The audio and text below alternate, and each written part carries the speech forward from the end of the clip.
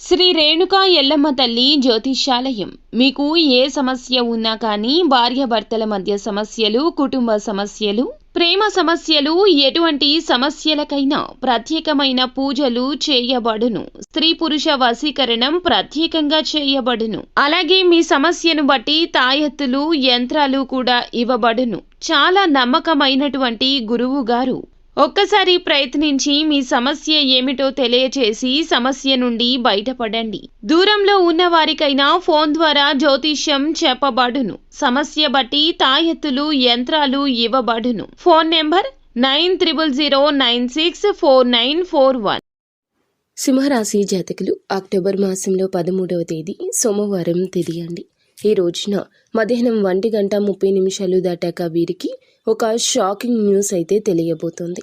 ఏమిటి ఆ వార్త, ఏం జరగబోతుంది అనే వివరం వీడియోలో తెలుసుకుందాము. వీడియో మీకు నచ్చితే తప్పకుండా ఒక చిన్న లైక్ అయితే చేసి మమ్మల్ని సపోర్ట్ చేయండి. ఇక ఆలస్యం లేకుండా వీడియోలోకి వచ్చేద్దాము.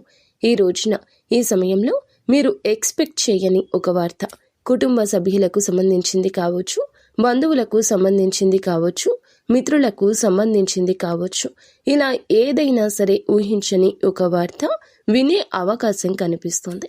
చాలా ఆశ్చర్యాన్ని గొల్పే వార్త ఏదైనా కావచ్చు, శుభవార్త, షాకింగ్ న్యూస్ అండి. మీరు ఎక్స్పెక్ట్ చేయలేదు, కానీ సంతోషాన్ని కలగజేస్తుంది. ఇక మిగతా అంశాలు చూస్తే గనక దినఫలాల ప్రకారం కొత్త వ్యక్తితో పరిచయం, ముఖ్య పాత్ర మీ జీవితంలో వారితో ముందుకు సాగటం. కానీ ఒకరితో గొడవ కూడా జరగచ్చు. కొంతమంది పరిచయం ముందుగా గొడవతో మొదలైన తర్వాత మిత్రులుగా మారే అవకాశం ఉంటుంది. అటువంటి వ్యక్తి ఈరోజు మీ యొక్క పర్సనల్ లైఫ్లో కానీ, ప్రొఫెషనల్ లైఫ్లో కానీ చాలా బలంగా కలిసే అవకాశం ఉంటుంది. వారు శ్రేయోభిలాషులని గుర్తుంచుకోండి. మీ మాటకు ఉన్న పదును తగ్గించుకోండి. ఎవరు ఏది చెప్పినా కూడా విని అర్థం చేసుకునే తత్వాన్ని పెంచుకోండి. కొన్ని రకాల ఆటంకాలు ఉన్నా కూడా అవి ఒక్కొక్కటిగా తొలగిపోతాయి. కొంతమందిని కలుసుకోవాలని ఆశ్చర్యంగా ఎదురు చూస్తుంటే ఈ రోజున మీ యొక్క ప్రయాణంలో వారితో ముందుకు సాగుతారు. ఒక ఆటంకం మీ జీవితంలో ఈ రోజు ఉన్నా కూడా ఆ ఆటంకాన్ని మీరు సమాయత్తంగా ముందుకు తీసుకెళ్లి ఆటంక పరిష్కార మార్గాన్ని కనుక్కోపోతున్నారు. కొంతమంది ఈ రోజున అనుకోకుండా ఇంటికి రావడం, శుభవార్తలకు ఆహ్వానాన్ని పలకడం కూడా జరుగుతుంది. ఇదంతా కూడాను భగవంతుని అనుగ్రహమే.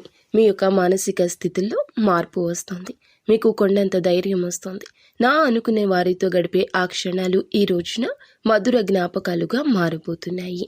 నిత్యము ఇష్టదైవ నామస్మరణతో పాటుగా మీరు ఏమిటంటే స్తోమతకు తగ్గట్లుగా దాన ధర్మాలు చేయడము, మంచిగా మీ యొక్క మంచిని కోరుకునే వారితో ఎక్కువగా సమయాన్ని గడపడము చేయండి. అంతా మంచి జరుగుతుంది.